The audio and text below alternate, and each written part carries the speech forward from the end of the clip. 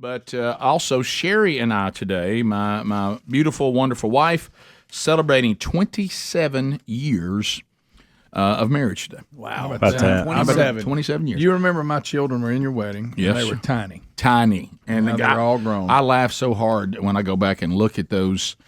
I'll go back and look at those pictures of our wedding day. And, Sherri and I, we got a lot to celebrate. And I can honestly say that she is my best friend. And I think the more time we spend together, we've loved each other for a long time, but I think the more that we are together, it probably develops into what is real love, and we like each other more and more. Right. And I mean, we joke on the air about our little quirks and how we get on each other's nerves and stuff like that. Sometimes just in all fun, and she messes around about what a distraction I can be and how quirky I am, and the whole husband-wife dynamic. It lends itself to a lot of comedy, and we do. I think the thing, if I were to tell all of you out there that are very well versed in the show, and you've heard about our wives.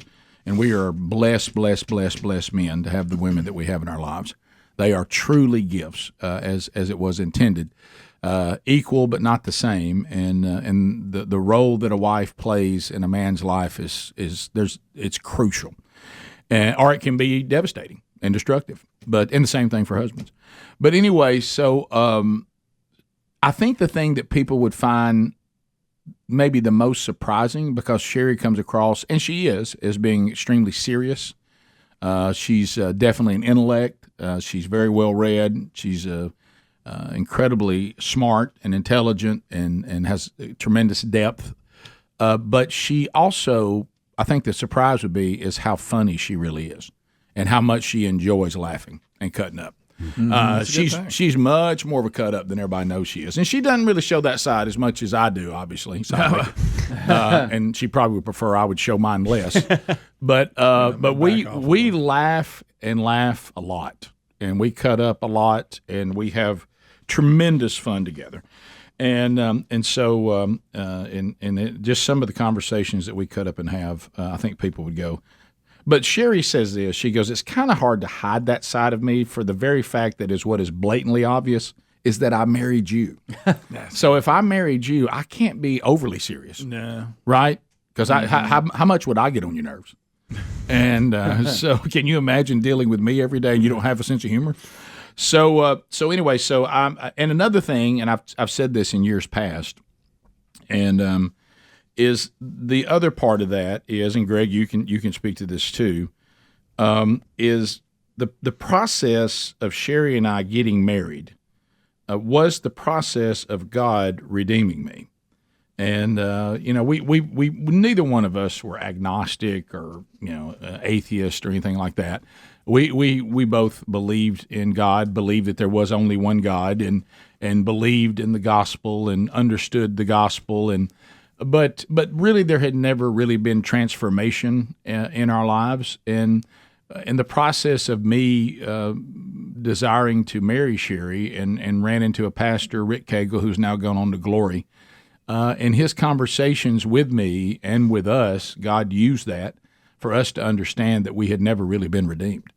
And so during that counseling and the process of our marriage, we're celebrating not only, the fact that we're husband and wife, which is much to celebrate, but we're also we get to celebrate together the process of our true redemption. Yeah.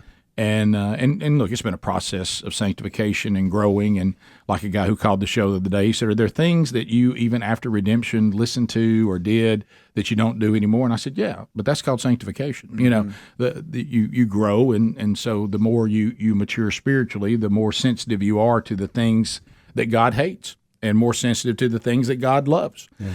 And so that's been a process. But she is such a gift because, unfortunately, like in most marriages, as sad as this is, and I was just as guilty as any man, I was like, yeah, I understand this. I do know things are changing. I do know I'm entering into now a relationship with my wife that God approves of. So that part of my life is now under approval. It is holy now. And so I'm going to start addressing all the things that aren't right with him. And so what usually happens is the woman jumps way out ahead of the man. Sherri she dove into the local church. She dove into the scriptures. I, of course, was that guy that said, well, she just likes to read. I don't like to read. But what a passion for it more, that's what it was, because you have thousands, all extra things we hear about. And how you get it done, however you became an expert on fill in the blank, that's how you become more mature in your faith. And you make it a priority. It becomes, something that you can't live without, just like all the other things you've deemed of value.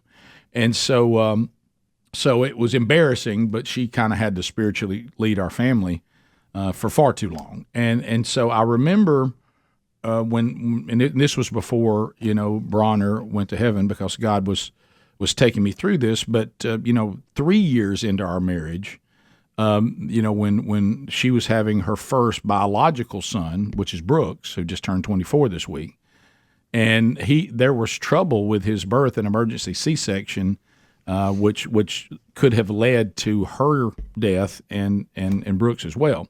So I was only about 3 years a follower of Christ then. And so when I was there, and it wasn't that the family wasn't there. I told the family there was no need to come right now because we're just getting started. And then they decided they wanted to induce and go ahead and get her started, and her body had a bad reaction to the Pitocin, and it went south real quick and had an abruption and all that. So because of everybody thinking that we had all this time because she was early in the process, I was there by myself. And so when they said that she was in trouble and the baby was in trouble, they rushed to emergency C-section. I remember standing out there, now putting on scrubs, not knowing what am I doing. And so the doctor was scrubbing in, and by the grace of God, we were in a shift change, so we had double the people. And because everybody went on full alert then, nobody going home now, So I had double the people, which was great. So I was scrubbing in, or he was scrubbing in. I was standing there, and I said, hey, I don't know what I'm supposed to do. And he said, you need to pray. And so I remember praying and asking, I understood enough to know that God was the giver and taker of life and that it was all in his hands. And these doctors were all very gifted, and I prayed that they would use their gifts that come from him to the highest level, and that he would, save Sherri and would save the baby. And so when the doors opened and I saw Brooks's beautiful little self, and the doctor points to him and gives me a thumbs up and puts him over here, and the nurses start working on him. And then he pointed to Sherri and he said, thumbs up. She's all right. And, we got in there, we got the bleeding stopped, and, and I remember just standing there, and he's like, we're about to let you in, just hang on a minute. And so I started just praising God. And I was like, Lord, thank you for saving my son. Thank you for saving my wife. And you are great, and you are wonderful. And in that moment, talking about sanctification and maturation, in that moment, I was not yet the spiritual leader of my home, but it was turning right there. And in that moment, I heard his clear, not an audible voice, but in my spirit, what if they had died? Would I be any less great? And I thought, and at the time I thought, well, that's a good thing. I can't wait to tell people about that. That's a good lesson for us all to learn. But what he was doing is 9 years from now, we're going to be back at this again, and you're not going to get what you want. Mm-hmm. So you better get ready. Because he was prepping me, getting me to say, so you're the one in charge of this. Yes, I am. And I'm great. Am I great because you got what you wanted, or am I great because I'm God? Let's work on that. And so 9 years later, faced a similar situation that didn't go the way we wanted, but we were ready. And what he was saying is, you got to get ready, because this woman that you're depending on far too much to lead this house spiritually and lead you spiritually, she's going to need you. And nobody's going to be able to replace you. So get ready.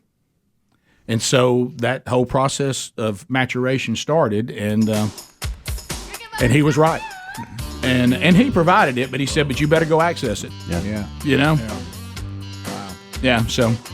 But anyway, it's a powerful day for us, as you can imagine.